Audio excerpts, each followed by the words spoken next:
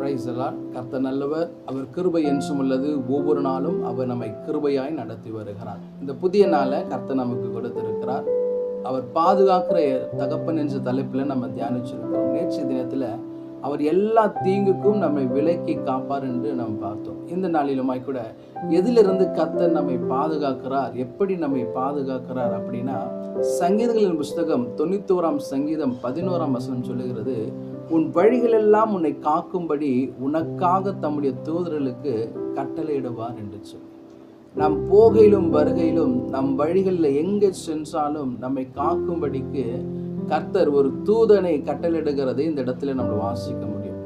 வேதத்துல இஸ்ரவேல் ஜனங்கள்ல கர்த்தருடைய கரம் வழி நடத்துறதை நம்மளால பார்க்க முடியும். அவர்களை பகலிலே மேக ஸ்தம்பமும் இரவிலே அக்னி ஸ்தம்பமா இருந்து முன்னும் பின்னுமா இருந்து கர்த்தர் அவர் பாதுகாத்து கொண்டார். அவங்க வழிகள் எல்லாம் அவங்களை காக்கும்படியாய் கூட கர்த்தருடைய கரம் கடந்து வந்ததை நம்மளால பார்க்க முடியும். யாத்திராகமத்தின் புஸ்தகம் 23 அதிகாரம் 20 வசனம் சொல்லுகிறது, வழியிலே உன்னை காக்கிறதற்கும் நான் ஆயத்தம் பண்ணின ஸ்தானத்திற்கு உன்னை கொண்டு போய் சேர்க்கிறதற்கும் இதோ நான் ஒரு தூதனை உனக்கு முன்னே அனுப்புகிறேன் என்று சொல்றார்.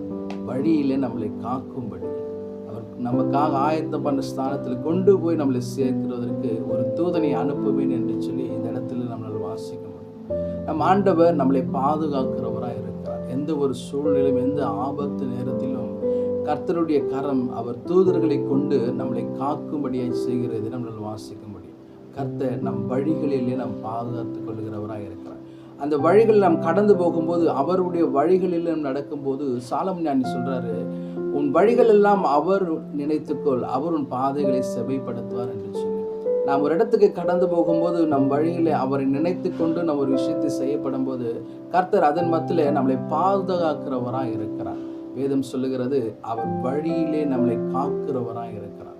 அதான் சங்கீதம் 91:11 வாசம் நிமித்தமாய் கூட வழிகளிலே உன்னை காக்கும்படி உனக்காக ஒரு தூதரை கட்டளையிடுவேன் என்று சொல்றார்.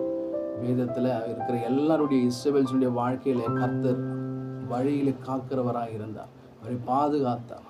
அவரை கொண்டு போய் எடுக்கிற வரைக்கும் தேவனுடைய கரம் இருந்ததை நம்மளால் வாசிக்க முடியும். எல்லா சூழ்நிலை நேரத்திலும் இந்த நாள் இதை கேட்டுக்கொண்டிருக்கிற தேவ ஜனமே, நம்முடைய வாழ்க்கையிலும் ஆவிக்குரிய கிறிஸ்தவ நமக்கும் நம் போகையிலும் வருகையிலும் கர்த்தர் நம் வழிகளெல்லாம் நம்மை காக்கும்படி அவர் தூதலுக்கு கட்டளையிடுகிறவராக இருக்கிறார். கர்த்தர் நம்மை பாதுகாத்து இந்த வார்த்தை நிமித்தம் நம்மை நடத்துவாராக. ஆமென்.